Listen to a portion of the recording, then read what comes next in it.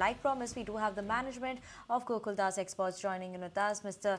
Sivaramakrishnan Ganapathi, Vice Chairman and Managing Director at Gokaldas Exports joining in with us. A very good afternoon to you, sir. Thank you so much for joining in with us on ET Now. This is Vinny this side.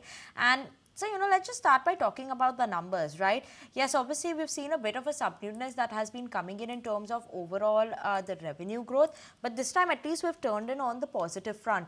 So, in terms of the outlook of demand trends, how is that shaping up? And what is the outlook for the company in terms of revenue growth? When can we expect to start seeing that strong revenue growth from the company going forward?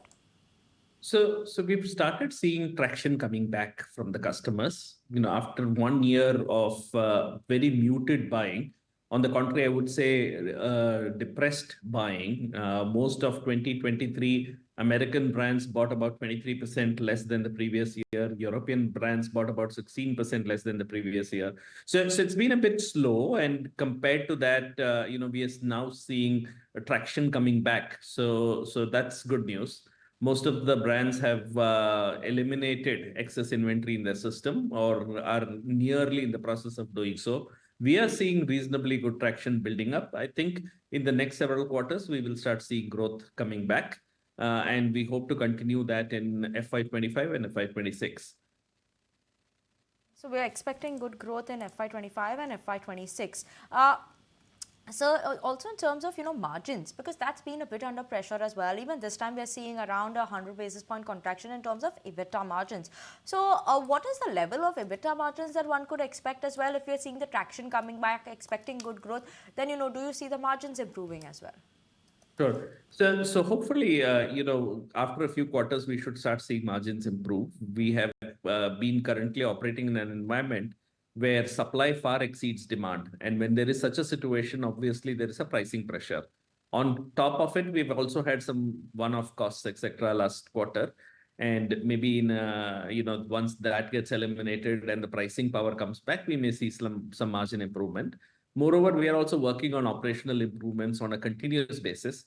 In fact, if we look at some of the cost increases that we have faced, most of it we have actually eliminated by becoming far more efficient. So that game or that activity continues. I'm hoping that in a year or two, we should see a margin improvement, maybe in 2 years, a margin improvement of 1.5%. That directionally, we are going there. Some of the acquisitions that we have made, also has the impact of bringing down our margins till we bring those acquisitions also at par with us when it comes down to margin play. And I think, we are somewhat confident that we'll be able to do it going forward. Right. And also, specifically, if you could just break it down for us in terms of US, EU, as well as UK, the demand trends in all these three countries, is there a differentiating factor? Because US had remained a bit subdued, but any concerns also coming in on EU and the UK front as well? So all of these markets have been subdued. And I think, going forward, some of them will start picking up. US, UK, EU, even Japan, all these big markets have been somewhat subdued. That's just the nature of, how the business has been. Post-COVID, in 22, calendar 22, there was an excessive buying, which is now getting eased out in 23. So a lot of it has gotten eased out. 24, we should start seeing some traction coming back. We also have to keep a close watch on how the retail sales have been. Last year, retail sales have been good in all markets. So 23 calendar, we've seen both American and European markets trend well on retail sales. So if that trend continues, then that's good news going forward as well. So we'll let us see how the markets evolve. But given how much of underbuying that has happened last year, we see some degree of bounce back. It may not be a very strong bounce back, but a reasonable growth in demand coming back from the levels in 23. So that's what we're counting on. And directionally, that's what we're seeing as well from our customers. Right. And also, are there any concerns? Obviously, the Red Sea issue has been going on. Have you faced any concern on that front? Any increase in terms of cost for you as well? No, we haven't. So, we sell our goods FOB. So once we deliver the goods at the ports in India, our responsibility ends. So most of the brands have been picking up the freight costs and the delays on account of the circuitous route that some ships are taking. So we will have to see, how that pans out. But at the moment, all the costs have been pushed back to the brands. We're not seeing any cost increases.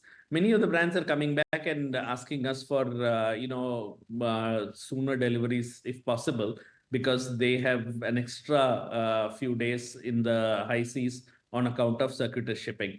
So that apart from that, we have not seen any financial impact on account of Red Sea issue.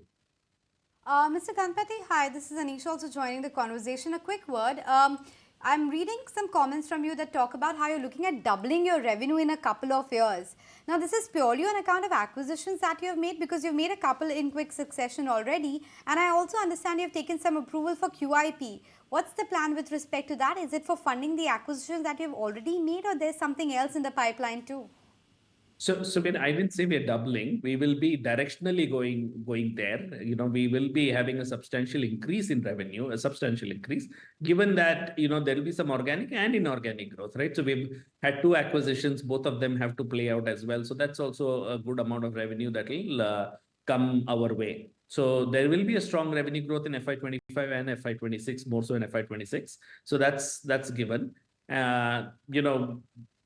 As for strategy goes, I think we will continue to be focused on organic growth. If an inorganic growth comes our way, or if there is a very interesting play which adds value to us, we will continue to look at it as well.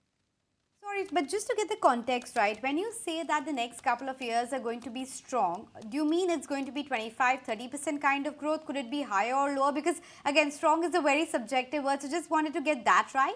And any word you can give me in terms of the QIP, what's the plan with respect to that? Have you spoken with some of the investors? What kind of feedback you've got? Sure. So yeah, the growth percentage will be robust. Those kind of growths will come primarily because there have been acquisitions that we have done, and the acquisition revenues not shown so far in our in our financials. So definitely, it'll be a high double digits, but in over a 2-year time frame. As far as the QIP is concerned, the intent is to seek permission from the shareholders for now for fundraise. We'll plan as we move forward on the timing and how do we want to go about it.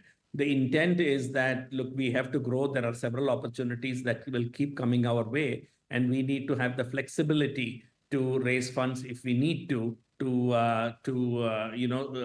drive growth. I am seeing the next 2 years as important years for us from a growth perspective, and I wanted the flexibility to be with us to raise funds.